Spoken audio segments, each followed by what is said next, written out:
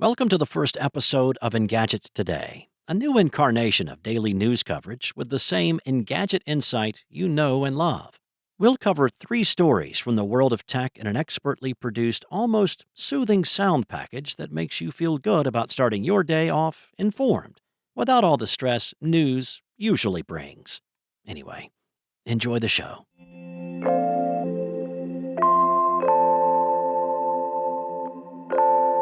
Microsoft AI researchers mistakenly leaked 38 terabytes of company data. The leaked court documents detailing cloud hybrid next-gen Xbox for 2028, and Xbox chief Phil Spencer's thoughts looking back on the Nintendo merger. It's Wednesday, September 20th. This is Engadgets Today, the latest tech news with a touch of tranquility.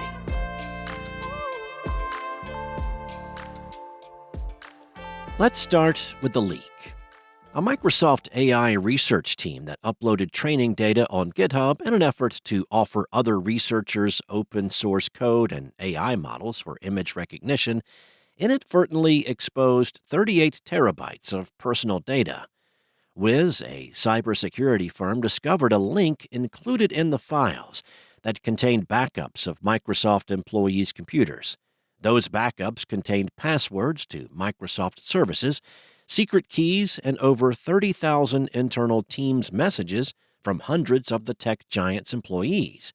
Microsoft assures in its own report of the incident, however, that no customer data was exposed and no other internal services were put at risk. The link was deliberately included with the files so that interested researchers could download pre-trained models. That part was no accident. Microsoft's researchers used an Azure feature called SAS tokens, which allows users to create shareable links that give other people access to data in their Azure storage account. Users can choose what information can be accessed through SAS links, whether it's a single file, a full container, or their entire storage. In Microsoft's case, the researchers shared a link that had access to the full storage account. Wiz discovered and reported the security issue to Microsoft on June 22nd, and the company had revoked the SAS token by June 23rd. Microsoft also explained that it rescans all its public repositories, but its system had marked this particular link as a false positive. The company has since fixed the issue so that its system can detect SAS tokens that are too permissive than intended in the future. While the particular link Wiz detected has been fixed, improperly configured SAS tokens could potentially lead to data leaks and big privacy problems. Microsoft acknowledges that SAS tokens need to be created and handled appropriately, and has also published a list of best practices when using them, which it presumably and hopefully practices itself. Now, let's move on to the massive leak from the FTC versus Microsoft court battle that showed Microsoft's roadmap for a mid-generation Xbox Series X console, but that wasn't the only news. The same document also revealed Microsoft's tentative plans for the next-generation Xbox, what it calls a hybrid game platform. The system would combine local hardware and cloud computing to create an immersive game and app platform arriving around 2028, according to a leaked May 2022 presentation hidden inside another PDF.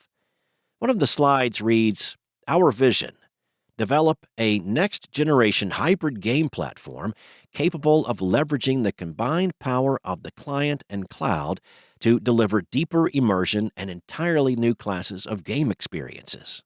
On the hardware side, Microsoft foresees things like next-gen DirectX ray tracing, dynamic global illumination, machine learning-based super resolution, micro-polygon rendering optimization, and more.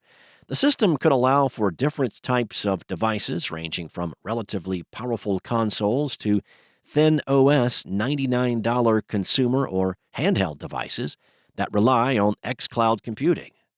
Hybrid compute would presumably differ from regular cloud gaming by using hardware and cloud computing to display in-game elements simultaneously. For instance, primary characters would run on your local GPU, while NPCs, background elements, and more would be generated remotely. Microsoft also sees heavy use of AI and machine learning in next-gen gaming. From a performance vantage, neural networks would power super-resolution frame rate interpretation and latency compensation, for instance. Preceding the slideshow are documents showing a conversation between CEO Satya Nadella, Xbox's Phil Spencer, and others, saying that the company is working on 4 types of computers: cloud everything, a hybrid Xbox, hybrid Windows, and hybrid HoloLens. Nadella notes that we need to bring the company's systems talents together to align on a unified vision, adding that we can't go from big idea to big idea. We need to bring the company's systems talents together to align on a unified vision. Other ideas revolve around a mobile controller, whereby the controller becomes the hero. That makes it seem that Microsoft was still working out its vision for next-gen Xbox at the time of the presentation, so it may have changed course completely since then. Speaking of Xbox, one of the leaked documents from the FTC versus Microsoft case was an email Microsoft gaming chief Phil Spencer sent to the company's chief marketing officers in 2020.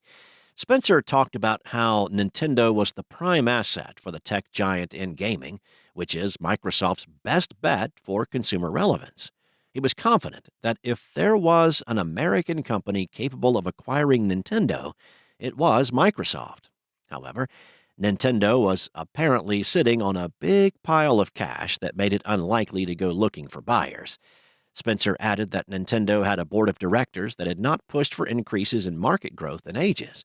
He explained that it might change in the future, though as one of Microsoft's board of directors, investment company Value Act Capital had been heavily acquiring Nintendo shares and had been fully supportive of an acquisition if the opportunity arose.